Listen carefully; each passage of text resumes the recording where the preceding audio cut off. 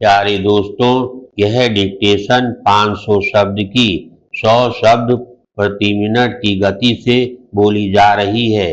Ready start करते ही dictation शुरू हो जाएगी। Ready start. महोदय, मुझे इस सभा से क्षमा मांगनी है कि मैं इस बहस के अवसर पर यहाँ बराबर उपस्थित नहीं रहा हूँ, लेकिन कभी कभी और कामों के भारी तकाजे होते हैं। मैं यहाँ बराबर उपस्थित रहना पसंद करता, क्योंकि इस विषय में मेरी गहरी दिलचस्पी है और यहाँ सदस्य क्या कहते हैं उसे मैं सुनना चाहता था।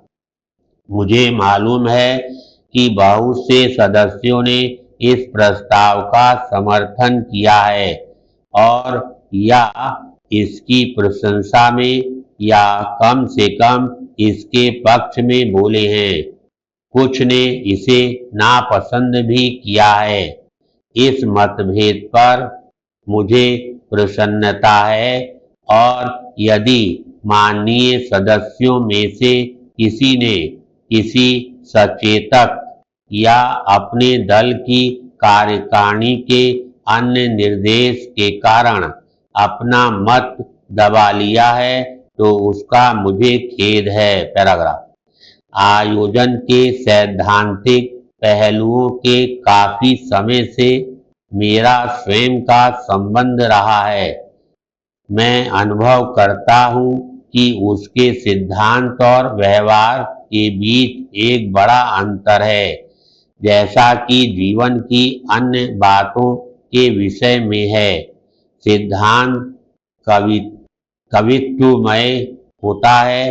जैसा कि यदि मैं कह सकता हूँ, मेरे माननीय सहयोगी प्रस्ताव के प्रस्तावक का भाषण था, लेकिन हम जब उस कवित्व को व्यवहार में लाना चाहते हैं तो तरह तरह की कठिनाइयाँ उठ खड़ी होती हैं। साधारणतः कठिनाइयाँ सभी जगह होती हैं, लेकिन भारत में जैसी परिस्थिति है, पिछले 7 या 8 महीनों में जो कुछ हुआ है, उसके बाद किसी व्यक्ति को वह जो भी कदम बढ़ाता है उसमें बड़ी सावधानी बरतने की आवश्यकता है, जिससे वर्तमान ढांचा टूटने ना पाए।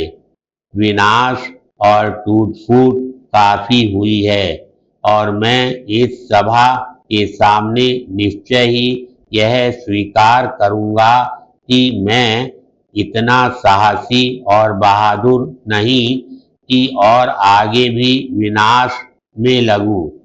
मैं समझता हूँ कि भारत में बहुत सी तोड़फोड़ करने की अब भी गुंजाइश है, उन्हें निसंदेह दूर करना। फिर भी वह अपना अपना देखने का ढंग है। पैराग्राफ। क्या हम ऐसा करने जा रहे हैं कि हमारे सामने साफ स्लेट आवे, जिस पर से सब कुछ मिट गया हो, जिसमें कि हमें नए सिरे से लिखने का सुख प्राप्त हो। ऐसी स्लेट पर कुछ और ना लिखा हो, यह काम करने को सहज जान पड़ता है, पर शायद साफ स्लेट कभी रही नहीं है।